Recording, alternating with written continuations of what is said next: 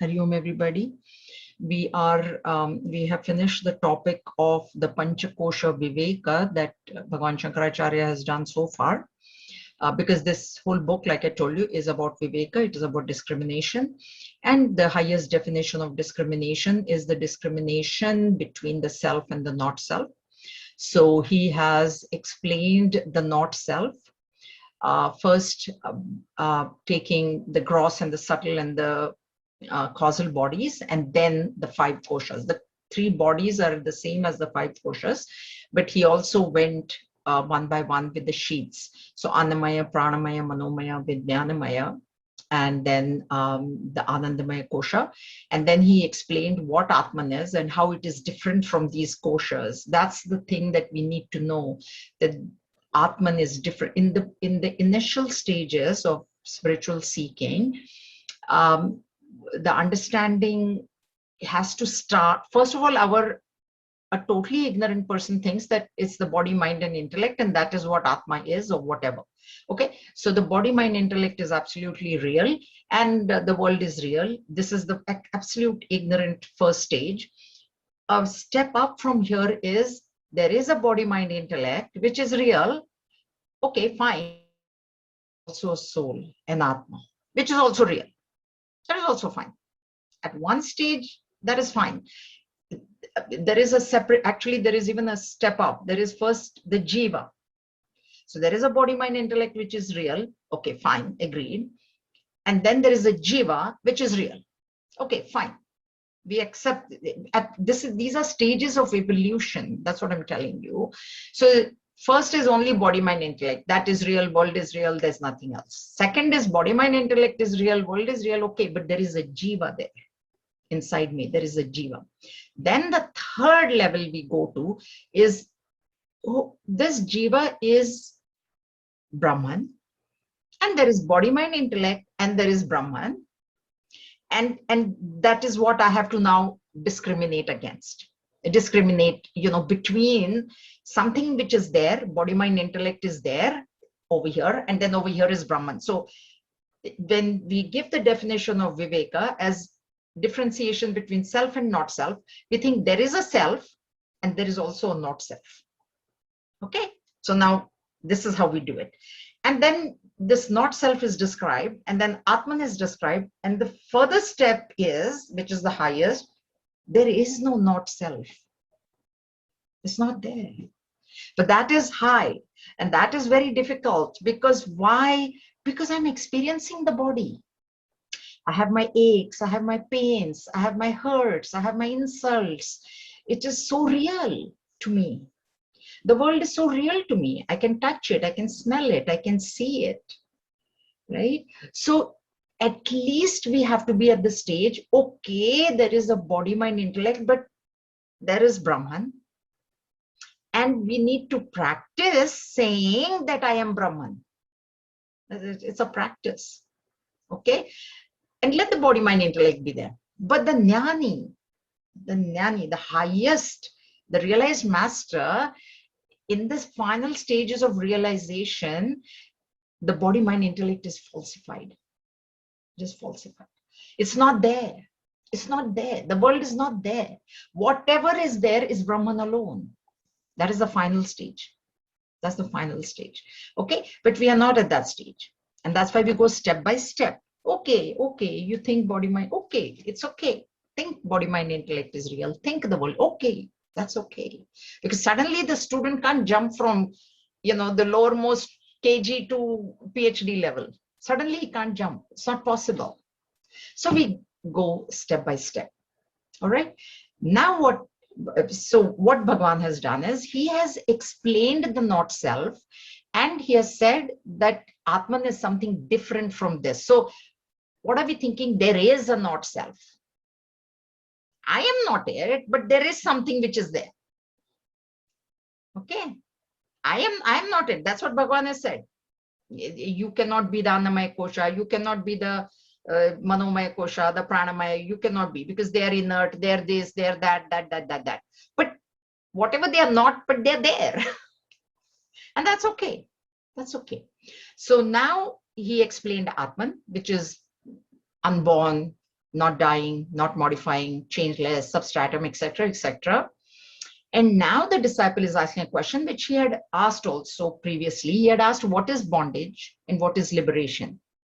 And the bondage is to think that I am this body, mind, intellect, equipment. That is the thought that I am BMI is the bondage. So bondage is a thought.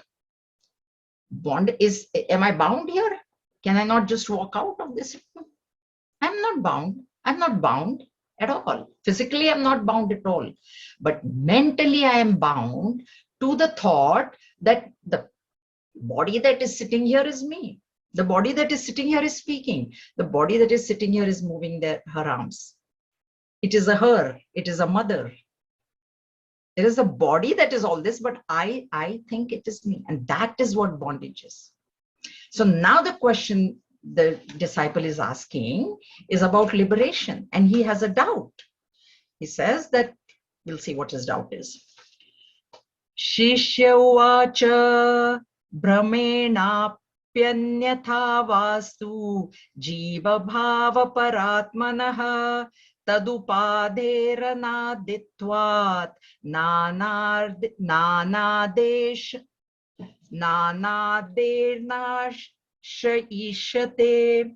atosya jiva bhavopi nitya bhavati sansrutihi nanivarteta tat mokshaha katham me shri guru vada. The Shishya asked that the Supreme Self has come to consider itself as the Jiva through delusion or otherwise is a superimposition which is beginningless. That which is beginningless cannot be said to have an end. So the Jiva-hood of the Self must also be without an end, ever subject to transmigration. Please tell me, O revered teacher, how then there can be liberation for the Self? Okay, so what has been explained to us so far is there is something known as the not self, body, mind, intellect, and the self, Atman, has by delusion or otherwise. Okay, so whatever may be the reason, but I think myself to be the body. Like I said, I think I'm sitting here. I think I'm talking. Okay, what is sitting here is my body. What is talking is my body, but what is my notion? Jaya, I am sitting here. I am Jaya. I am sitting here. I am talking. I am waving my arms. So and so is sitting there. They are listening. All of you think I am sitting here and I am listening. Okay, and that is what Jiva-hood is. Now, when did this begin, Jiva-hood? Because Jiva is Ishvara only, and Atman is beginningless. So that's why he's asking, the disciple is asking, what is beginningless cannot have an end. That's how Atman was described. That because it is beginningless, means it is beyond time. Whatever is beyond time is Nitya, is eternal. So beginningless, beginning means what? Beginning in time. It began at such and such day on such and such time. It's in time, within time. Whereas beginningless is beyond time. So if this Paramatma, Atman is beyond time, Jiva-hood is also beyond time. Because why? Why Jiva-hood? Because Atman only got deluded to think that I am the BMI. So Atman is beginningless. So the delusion is also beginningless. So this Jiva-hood, this notion that I am BMI is also beginningless, because when will it start? When can it start? When Atman started, whenever. And Atman is beginningless.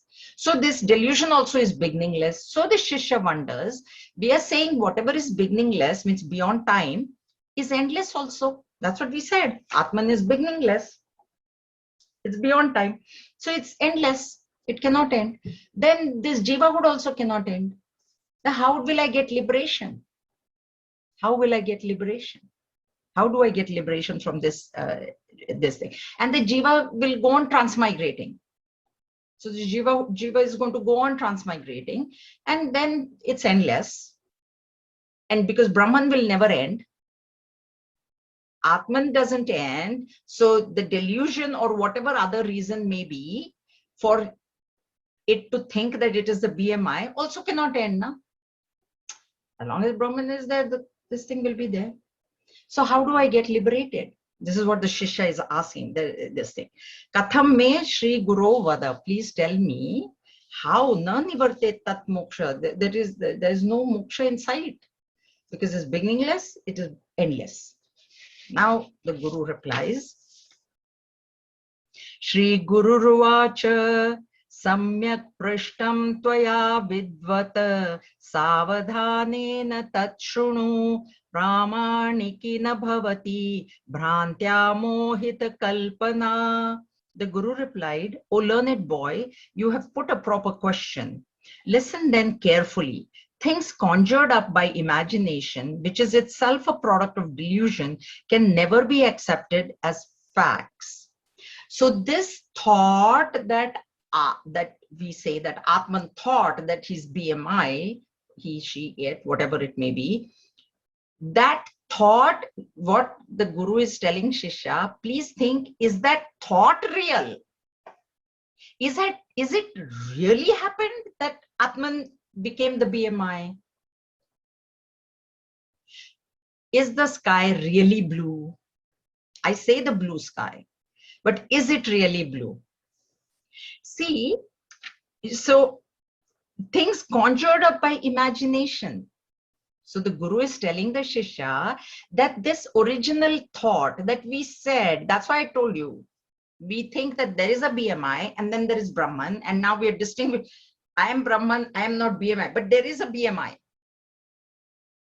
This is how I'm thinking. And okay, now this Brahman has thought himself to be the BMI. Is that thought real? Is it a fact? This is what the Guru is asking the Shishya to think, disciple to think. See, what is real? We have defined real as that which does not change in the 3 periods of time. That is how we are distinguishing. We are saying that this waking world is a dream because it is changing constantly. Okay, Ashwatha. Now, chapter 15 we'll study in the Monday class. First line will say, Ashwatha, this world is Ashwatha. Ashwatha is what? That which doesn't say remain same tomorrow. That means what is changing. So this world is changing, or you know, this thought that I am this, pramaniki na bhavati. Pramaniki means real. It is not really real. If it was, whatever is really real can never end, because that is the definition of real. Is that which doesn't change in the 3 periods of time. Okay, but thought, if you say thought also is changing all the time, na? Thought is false. So what the Guru is saying here, Bhrantya Mohita Kalpana, this thinking that Atman by delusion considers itself to be the BMI is a Mohita Kalpana, Mohita deluded imagination. Mohita deluded, Kalpana imagine. It is an imagined thought. And because it is an imagined thought, it can end. It can end. That is the point there. I also, in one of the previous lectures, I told you that even this bondage is not real. Why? Because bondage is a thought. Thought is not real. So bondage, if bondage was really real, it could never end. It could, that point has to be remembered very well. Whatever is really real never ends. That's why Atman never ends, because that is the only really real thing. In the chart, Om, that's it. Everything else will end. And right now we say it will end. Higher, deeper Vedanta tells us it's not even there even now. There is a question of it ending. But I experience it. I experience the false. That's why we say, okay, at this stage, we say it is there, but it will end. This is what he's saying. So when will it end? Bhranti vinatva sangasya nishkriyasya nirakritehe naghatetartha sambandha nabhaso nilatadivata. For the self which is unattached, without activity and formless, there can be no connection with the world of objects other than delusion, just like the blueness, etc., seen in the sky. So Bhagavan is giving us the example, which we have seen many, many times. We see the sky to be blue, gray, orange, sometimes reddish. We see different colors. Point is, there is not even a sky there. Means what? When we say blue sky, means there is a sky which is blue, or which is orange, which is red, whatever. So there is a sky. First of all, there has to be a sky. Now, if I say, sky is so blue, that means there is a sky. So that thought only is imagined, that there is a sky. Then on top of that, I have imagined the color. It's not there. It's not there. So first I have imagined that there is a world, and world means BMI also is in the world. I have explained that to you. Everybody remembers? Body also is the world, is included in the world. We don't think so. So there is a world, and then now I have identified with it. There is a body, mind, intellect, and I have identified with it. It is like saying the sky is blue. So that's why this is a superimposition. This identification has not happened at all. Actually, it has not. It cannot happen. It cannot. How can something which is not there, how can I identify with it? So the identification itself is not possible to happen, but it has happened for whatever reason. It has happened. And because that identification has happened, and because the identification is not real, at some point in time, it will end. The Atman is Nishkriya and Nirakritehe. So Nishkriya, Kriya, no this thing, and formless. So what is my thought right now? I have a form, I have a height, I have a weight, I have, intelligence, I have sentiments, I have emotions. So all these are my thoughts, which are not real. And all those thoughts itself are bondage. What we call bondage in Vedanta is thinking that I am that. Okay? Now, next. So the last 4 lines I have underlined in this. Thus the self Atman appears to be conditioned by the body, the mind, and the intellect. And this apparent conditioned self is called Jiva. This ignorance can be ended only by the direct knowledge of the self. Okay? So ignorance is a delusion. That's why it can end. The antidote is knowledge. Swasya drashturniर्गुणस्य क्रियस्य प्रत्यग्बोधात् नन्दरूपस्य बुद्धेः भ्रान्त्या प्राप्तो जीवभावो न सत्यः मोहापाये नास्त्य वस्तु स्वभावात्. The jivahood of the Atman, which is the witness, which is beyond all qualities and activities, and which is subjectively experienced as bliss and knowledge, absolute, is unreal and is but a delusion caused by the intellect. Since the nature, jivahood, is unreal, it ceases to exist once the delusion has been lifted. Okay, so the jiva, what is jivahood? What is jiva bhava, that is said in Sanskrit, translated into English as jivahood, is thinking that I am this body, mind, and intellect. Jivahood is a thought, thinking that I'm very hurt, thinking that I'm very happy, thinking that I am insulted. Somebody insulted me, somebody hurt me, somebody called me names. I'm now feeling very sad. When I feel sad, when I feel happy, whatever I feel, whatever I think, that is jivahood. That is what is known as, that means the Atman is considering the I, it is the small I, like Gurudev would say, it is the small I which is saying all these things. Who is the small I has to be recognized by us. Who is the small I? Technical explanation, if I were to give you, it is the Chidabhasa, reflection of consciousness in the mental pool, specifically in the intellect and specifically in the ego. And therefore the small I is the ego. It is the ego which gets hurt. It is the ego which feels happy. It is the ego which feels sad, insulted, whatever, cheated, whatever it is. So this, by nature, the jivahood is unreal. Why is it unreal? Why? I have explained this point. Can anybody tell me why? Nitya or Rupa? Why do you think this small I is unreal? Think what I told you. Who is the small I? Just the reflection of. Correct, Tripti. That's why I said You have to know that it is the reflection. Now, does the reflection have any real reality? Can it? What it has is a dependent reality. And whatever is dependent is not real. Why? Because what it is depending on, if that thing is withdrawn, the reflection will, if the mirror is withdrawn, the reflection disappears. Yeah. If the mental pool is withdrawn, can the reflection stay? If Atman is withdrawn, of course, Atman can never be withdrawn, but if, can the reflection stay? That's what, so the original entity which is saying that I am hurt itself is false. How that hurt will be real? How can the hurt be real? Is anybody getting confused with this idea? Are you getting the idea? Okay. See, because it's like as when we are seeing ourselves in the mirror, and then we are telling that reflection is getting hurt, but it is not, that reflection doesn't feel anything. If it is removed from in front of the mirror, then you don't see anything. I mean, it feels nothing.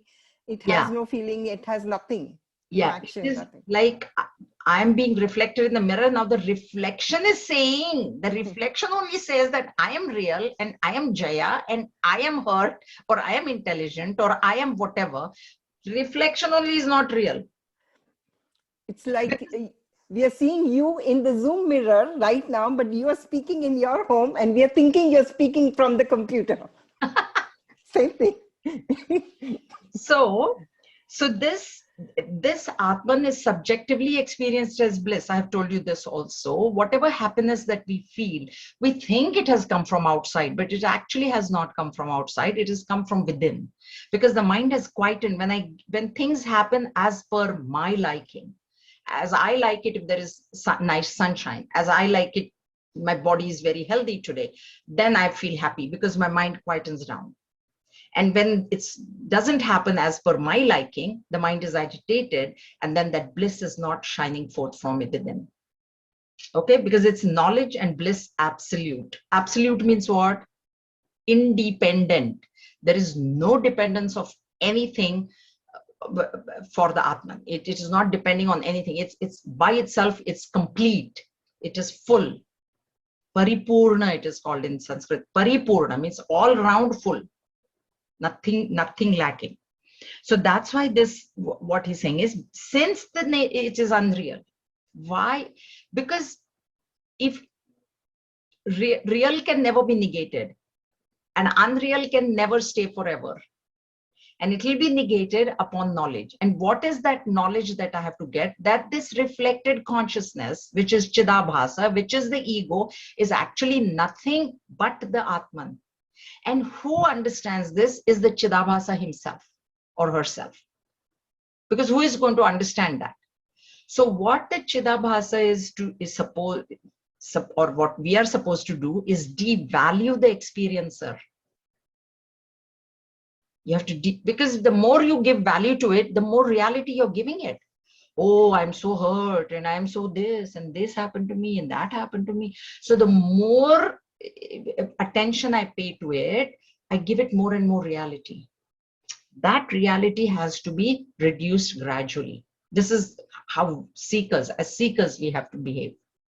Okay, any questions? Clear? Okay.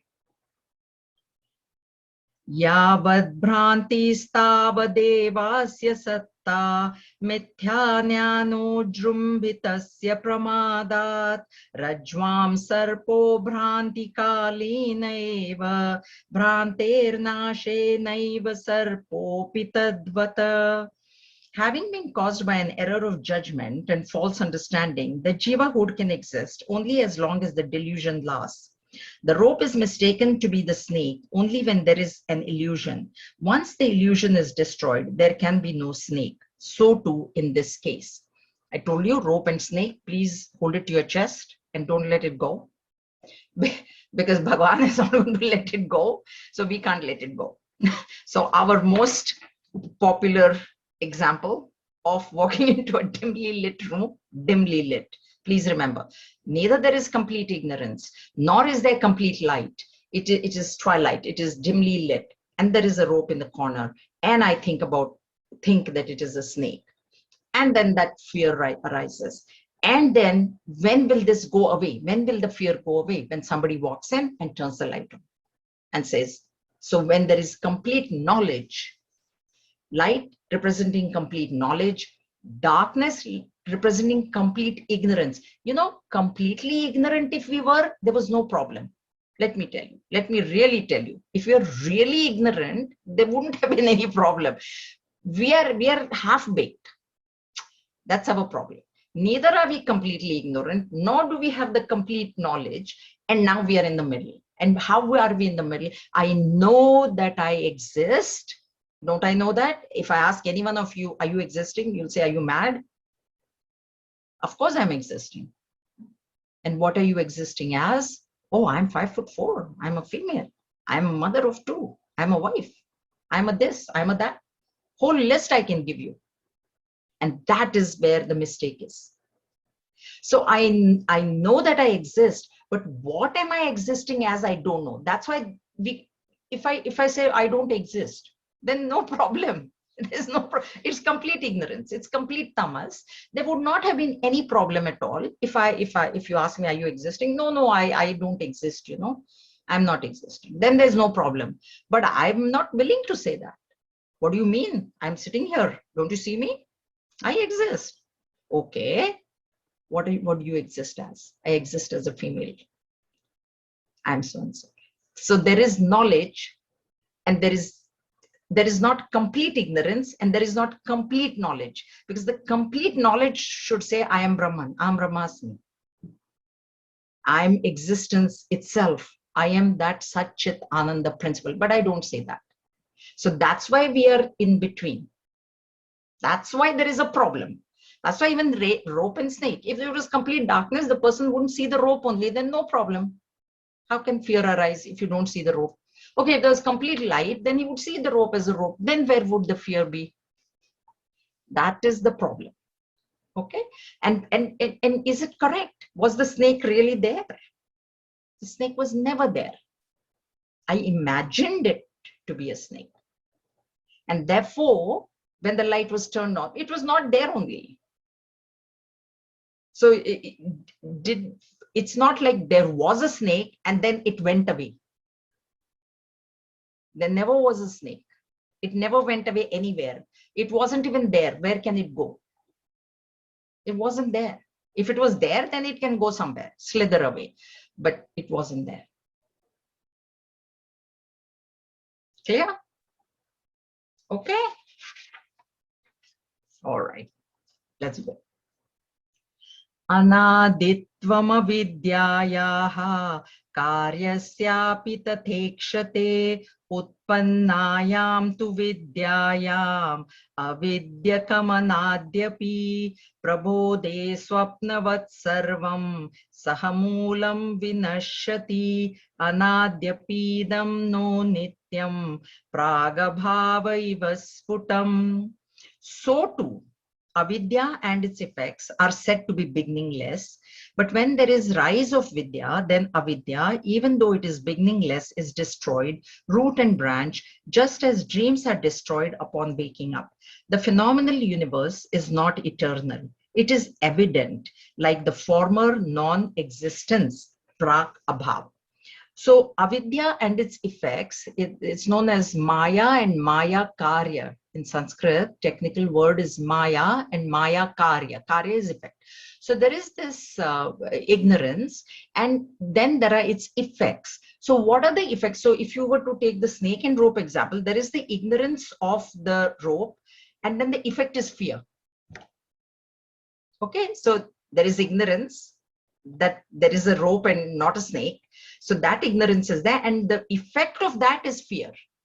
Or I might see a garland and the effect is happiness. So this is how it is termed, ignorance and its effects. So now what is our ignorance? Ignorance is that I don't know I'm Brahman. So what is the effect then? The effect comes, I am the body, I am the mind, and I am the intellect. And then whatever is happening to the body is happening to me. I am getting old. My hair is going gray. I'm getting wrinkled. I am hurt. I'm sentimental. I'm compassionate. Everything is I am. Whereas what should be the thing? Body is getting old. I am not getting old. Mind is hurt. I am not hurt. Intellect is insulted because somebody said you're so stupid. So now what I say, I got hurt. So he called me stupid. So if you're sthita prajna, that's what we said. If you are sthita in the thought that you are Brahman, okay, you call my intellect stupid. What is it to me? What is it to me? This is very difficult to digest. But as seekers, we have to practice this. So every time we get hurt, practice this, that it is my ego that is getting hurt. So you will come out of the hurt pretty fast. Or if anything, when it happens to the body, understand it is happening to the body and you're not the body. It is the body's prarabdha.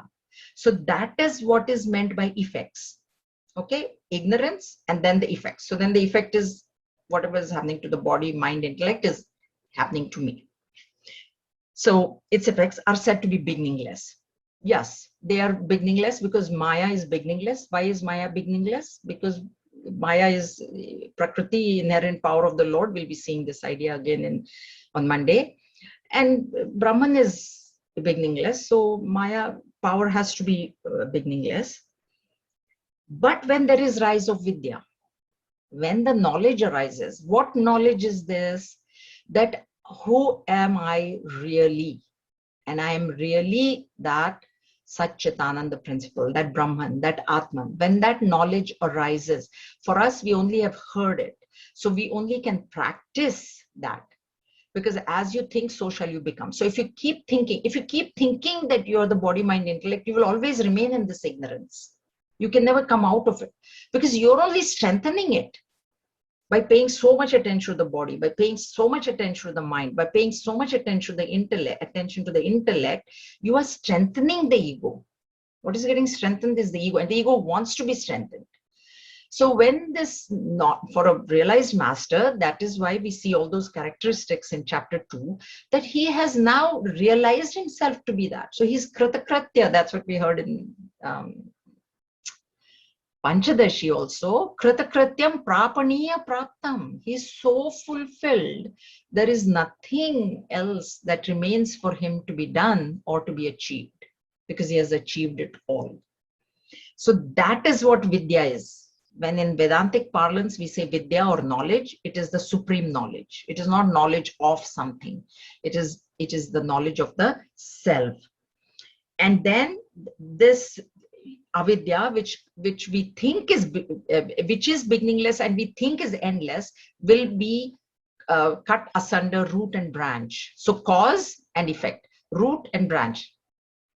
So root is the cause and branch is the effect. Right? From the root, if you take the example of the tree, root is given. So the cause is there, Maya, that is the root, and the effects are all this. The cause is the ignorance of the rope and the effect is fear. So the cause is that the ignorance of my own true nature, and then the effect is all these other things that are coming out. Both these will, the cause will get destroyed. How can the effect remain? I've given you this example. If I have some infection somewhere, that's the cause, and the symptom, the effect is the fever. So I go to the doctor, and what does the doctor say? Oh, you take antibiotics and get the infection out. Don't worry about the fever. Because if you remove the cause, the effect cannot remain. Right? So what Vidya is doing is removing the root, the cause, avidya. Once that avidya goes, whatever effects were there, they do not remain. Now you have to understand that when we say they do not remain, it doesn't mean the body will perish. It gets falsified. What is falsified is the ego itself gets falsified. And that falsified ego continues to function in this world. Therefore, we see the realized masters don't suddenly die. That's how they function, is with the falsified ego. So this root and branch, just as dreams are destroyed, this is the example that I gave you in last Sunday, is that when you wake up, once you wake up, the dream is immediately falsified. But you have to wake up first. You cannot wait for the dream to be falsified, and then, so you cannot wait for the world to be falsified or the desires to end, and then I'll realize the self. That will never happen. You need to realize the self first, and then the desires will all go away, because you will feel like that ocean. Does the ocean, feel sad that maybe one river got dried up in the summer and it never came? You think the ocean feels sad? Or suppose if, some river gets very, very, flooded and fat, and then so much water suddenly comes into the ocean. Do you think the ocean feels happy? Wow, I got so much water today. It doesn't, right? Because it's depth and it's vastness. So when there is that sort of fulfillment, 1, 2 rivers don't, 5, 6, 7, 8 rivers don't come, no problem. Instead of 5, 15 come, no problem. I am the same. That's how we have to be. Upon the phenomenal universe is not eternal. Now we'll see that it is eternal yet not eternal. So eternal in the sense it will be there till the end of this kalpa in pralaya, but I can shorten it. Means what? Means I can falsify it. So for me, it will not be eternal. If I can realize myself to be that Brahman, immediately the world will get falsified. The world will end for me. Not that the world will end for every. That's why we see Sthita Prajna. The world has ended for him. The world has been falsified for him. So whatever happens in the world, does he get sorrowful? Why? Dukkeshva anudvigna manaha. Why is he not getting? Is he like, doesn't he have any feelings? It's not that he doesn't have feelings, but this is a dream. How do I get upset about something that has happened in my dream? That is his standpoint. That is his standpoint. That is what we have to reach. So at least we should practice that now. It is evident like the former non-existent. Prabha. Yes? There it comes as a like microcosmic and a microcosmic, right? Because as individual, for us, the avidya can end. But in universe, it will be there, always. Yeah, Maya will be there always, yes. Always. And so it ends only for one person. And that's only when that person realizes that he or she is Brahman. Yes. So that is what many times this Gurudev says in his commentary, that it's the total thing against the one, like one individual. Total thing remains there. Totality will always remain, yes. So Maya will always remain. Mm-hmm. And for the individual. Yeah, but with Maya, it says avidya also remains. Maya and avidya are the same. Mm-hmm. The word Maya is used when it is used in context of Ishvara and Brahman. And Ishvara, actually, Maya is used, it is Ishvara's Maya and it's the individual's avidya. Okay. And the reason that those two terms are different is because Maya is under the control of Ishvara and we are under the control of avidya. Okay. That is the difference. Okay, so it is evident like the former Prag Abhav. Prag Abhav means, see, there is Prag Abhav and Pradvans Abhav, okay, a posterior non-existence and previous non-existence. So what was not existing before and what will not exist afterwards, in between, it is false. That is how it is to be understood. This Prag Abhav means previously it was not there. Just as dreams. So it is evident. Dreams are destroyed upon waking up. So while dreaming, you feel the dream is real, but once you wake up, it disappears. So there is a disappearance of the dream. It was not there when you went to bed. Then it started at one point, and then when you woke up, it ended. So it had a beginning and it had an end, and that's why it is an illusion. Why do we say things are false or illusion? Because they have a beginning and an end. Okay, what happens to us is we don't think that this world has any end, because the world was there before we were born, and the world will continue even after we die. So we think that the world is permanent, eternal. Okay, so is it really eternal? For me, it can end. It is eternal, like she said. For the totality, it will continue. The world continues. But I can falsify it. If I try to, or if I realize my own self to be that Brahman, then it can be falsified. Only then, with that knowledge of the self, can everything be falsified. Otherwise, it will always seem to be true. And what is true, we pay a lot of attention to. And that's why, as spiritual seekers, we are told not to pay that much attention, to understand that this world is false. And that is the whole, that's the beginning of chapter 15, is where Bhagavan will say, understand what the world is and reduce your importance to it. Reduce your importance. That is what, because first you have to understand what, that's why all the Annamaya koshas and all the koshas were explained. Now that you have understood them to be inert, not the self, do you want to pay that much attention to it? That is the question. You want to pay some attention to the inner. Okay, so avidya and its effects, they may be beginningless. They are beginningless because they arise from Brahman, but there is an end. And the end is when we wake up or we get the knowledge of the Supreme Self.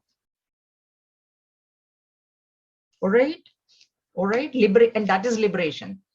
What is see, the topic started with the the Shishya saying that this is beginningless, so it's probably endless. So how do I get liberation? And what the Guru is explaining is that, yes, you thought it is beginningless, you actually think that it is there, but that thought itself is false. And therefore there is an end. What is false will end, has to end. Well, will it end? With the truth. When the truth comes out, the falsity will end. What is the truth? Truth is, I am this Supreme Self. That is the only truth there is.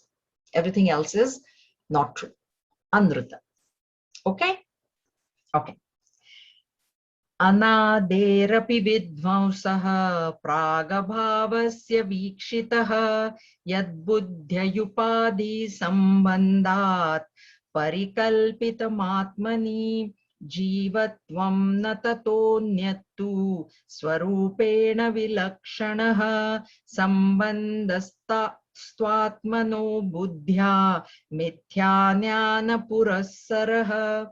Although it is beginningless, former non-existence is found to have an end.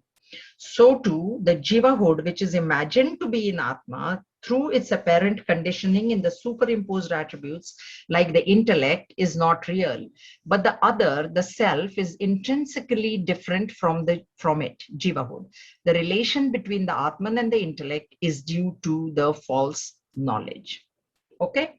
So, although it is beginningless, it is destroyed, it is falsified. Destroyed is not physically destruction, but it is falsified, it is negated, it is sublated because of vidya, because of knowledge.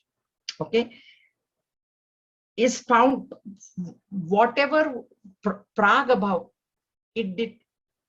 See, body, okay, that might be an easy example to understand.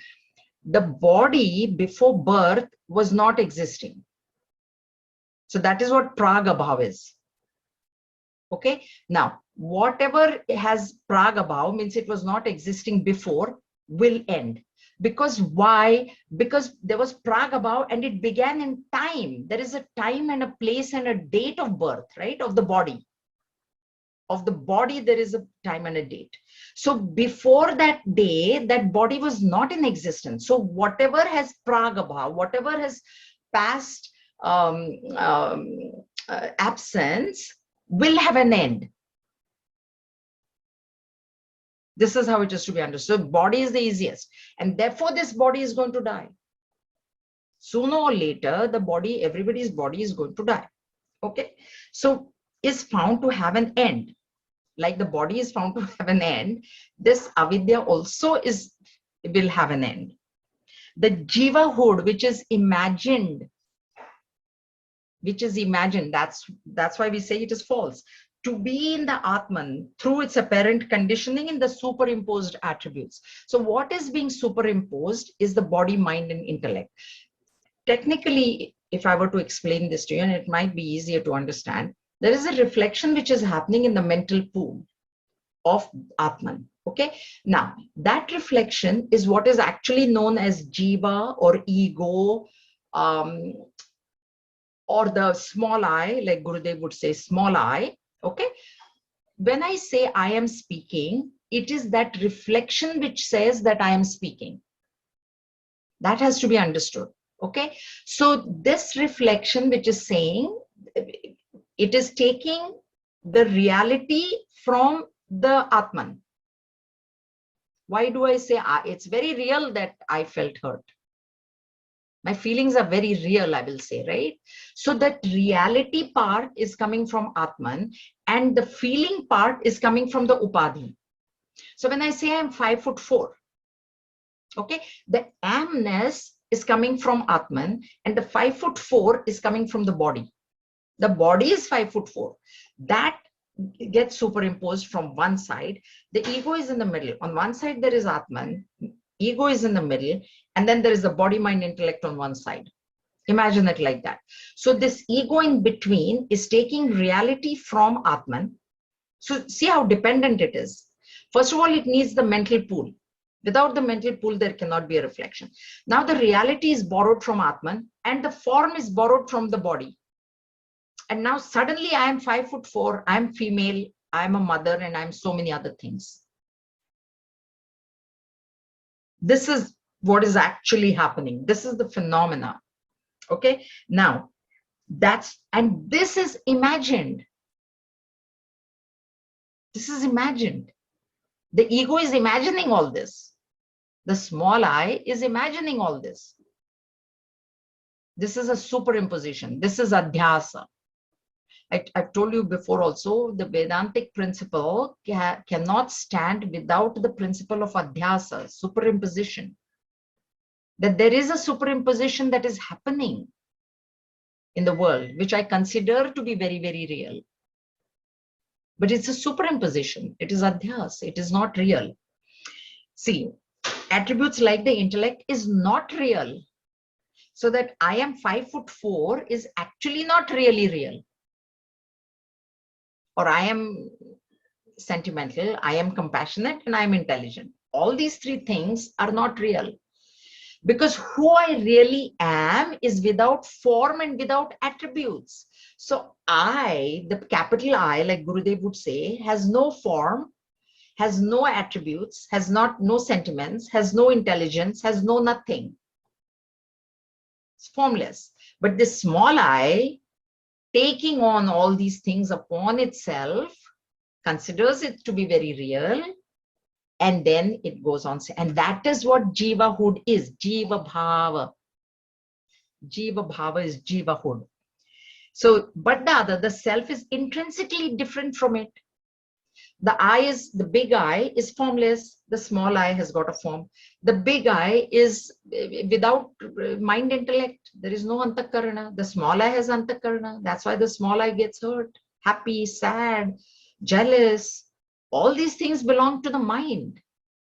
But the small I is taking all those things from the mind and putting it on itself. I am unhappy.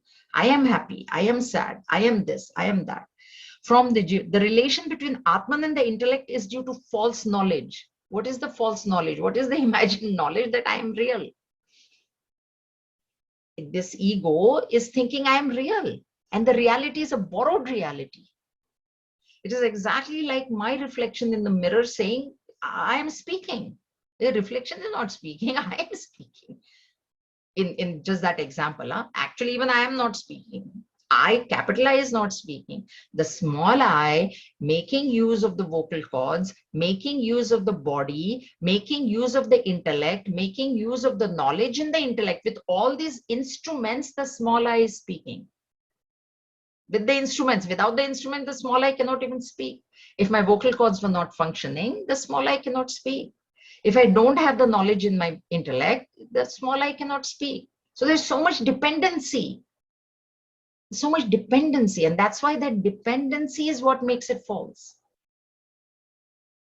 But it appears very real to us.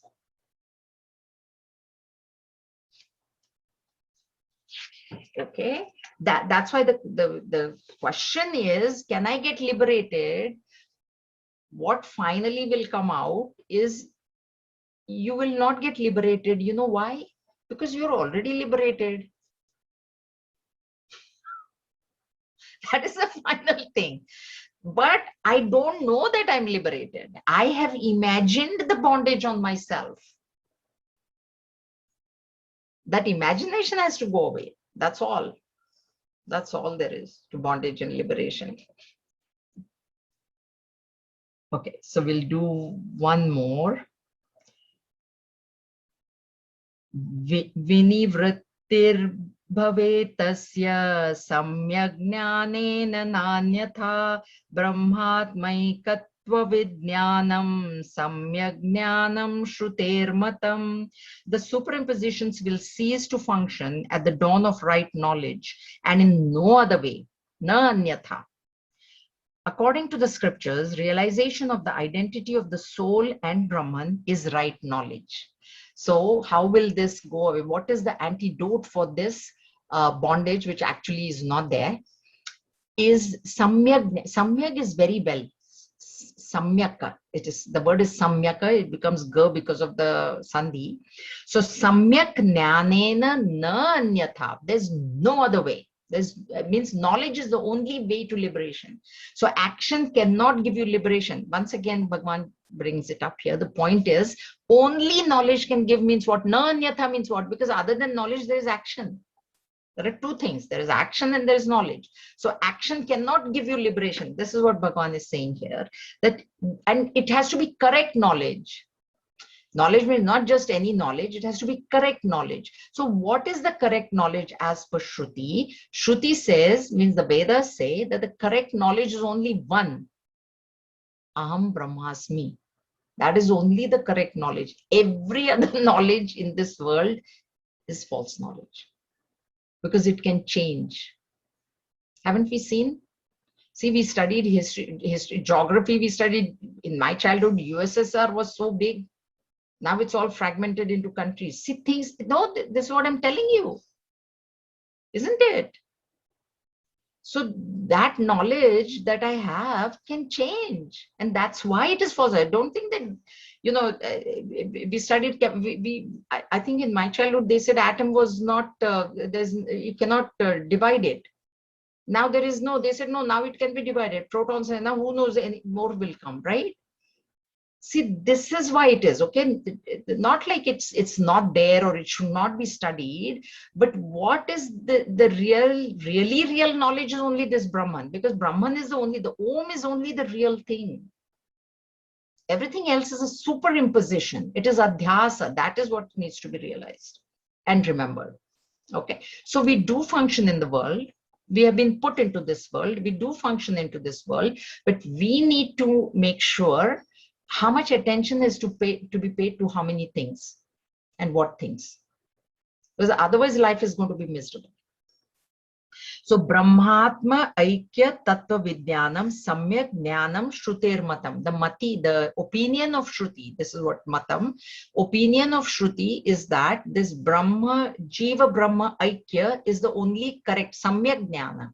That is the correct knowledge. And that knowledge will ultimately remove all bondage. And that knowledge only is liberation. There is no other liberation. Ultimately, as we go further, we'll realize that there is no bondage. There was no bondage also. So actually, there's no liberation also. But right now at this stage, like I said, at one stage, you think there is a BMI, There is a body, it is real, and then there's, so at least we should start thinking that I am not the body. The body is there, but I am not the body. And then later on, this body will get entirely falsified. And what gets falsified at a later date, please understand that also, is also today also it is false. Because today, if it is real, it can never get falsified. Like the dream. The dream upon waking up gets falsified. Okay. So while dreaming also, the dream was false. Though while dreaming, I thought it was very real. Don't I think the dream is very real? Don't I think that tiger is really chasing me? Don't I feel happy? Don't I feel sad? Don't I feel fearful? And it's extremely real while the dream is going on. That point is very important, that it is very, very real. But when I wake up, immediately I know that it was an illusion. Why was I afraid? Where was the tiger? There was no tiger. There was no lottery ticket. There was no nothing. So when I wake up, it gets falsified. So what gets falsified at a later date, you have to understand that even in the present date, it was false only. Because if it was real today, it will never get falsified in the future. If the dream was really real, that dream would continue only when we wake up. And that's why this waking world also, Shruti says, Mandukya Upanishad says, is a dream, because it will end upon knowledge. But for us, most of us, what happens is we live and we die, and it never ends. So we think that this whole thing was real. Until that knowledge dawns, it'll appear to be real. How much reality I want to give all these things, that is what I have to decide. As a seeker, that is what I decide. That's in my hands. Was it a bit heavy today?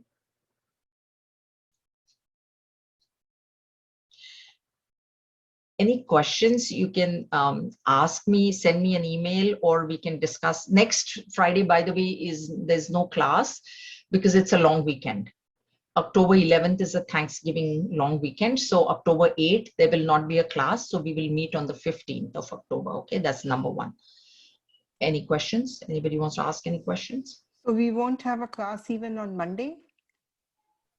This Monday there is class. 4th October, no? Yeah, after the 11th of... 11th, no. 11th there is no class. Yeah. No. 4th there is a class. Then 8, 9, 10 and 11, there won't be any classes. Okay. That's the long weekend. Okay. There is class tomorrow and day after and Monday. Yeah. Yeah. Any questions? Yeah. Naranji, you're muted. If you have a question, then you have to unmute.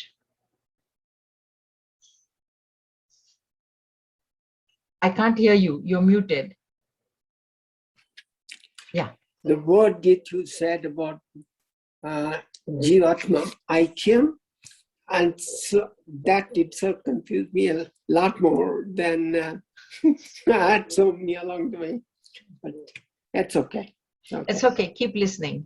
Keep listening. Yes. And chapter 15, Bhagwan will explain that idea again more. Chapter 15 is very, very, yeah, it's pretty deep that way. So we'll be studying that as well. Keep listening. Jiva and Brahma are one. You have to understand that. It's on the one hand, we say that we don't need liberation, we are already liberated. And on the other hand, it says that we are bound. You know, just Yeah. No, Shruti is not saying we are bound. We think we are bound.